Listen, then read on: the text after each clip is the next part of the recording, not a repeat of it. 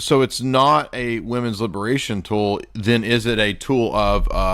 Is it actually the tool of oppression?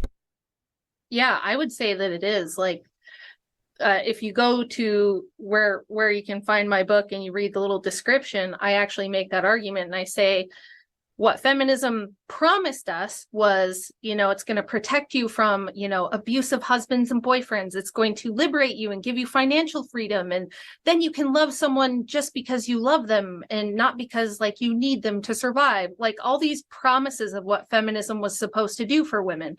It didn't do any of that. In the last chapter, I go over a ton of data and statistics that prove that.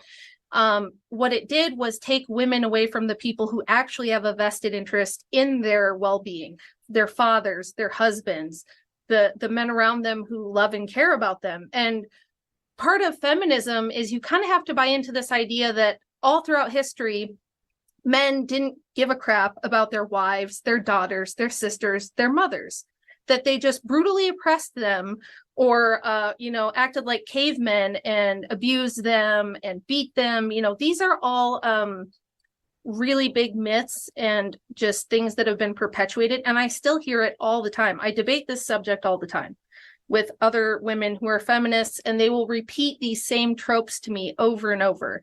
And so the second chapter of the book, I think I take some time to go over all of those myths and kind of debunk them. Like, yes, women could own property. Yes, women could own businesses. Yes, they could do a lot of things throughout history. And what feminism did was it just like dismantled the family. That's all it did. It didn't liberate women, because now women, if you look at the jobs we worked 100 years ago in 1920 and you compare them to the top jobs we work now, they're almost exactly the same.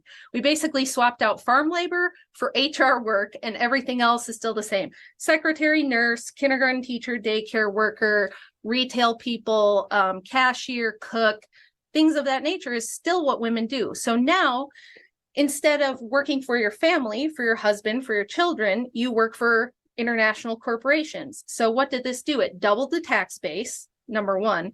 Number two, it brought down the price of labor because it flooded the labor market in less than 20 years, and drove down wages and made it almost impossible for people to survive on a single family income. And what did that do? It means, well, mom has to work now, so the kids have to go to daycare. They have to go to a before school program, and then they're in public school for 7 hours, and then they go to an after school program. And they have programs like Head Start, where they want you to get kids into these programs at 2 years old, 6 months old, things like that. And they're in it all the way through until college. And then they go to college and get indoctrinated further. And women now hold 65% of all college debt in this country. So the average woman starts out in life with $30,000 in debt, a job that makes an average of $40,000 a year.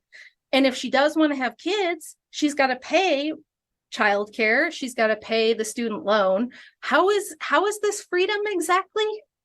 These are the things I went through as a young woman, where I was like, who came up with this? This is a terrible system, and it makes no sense.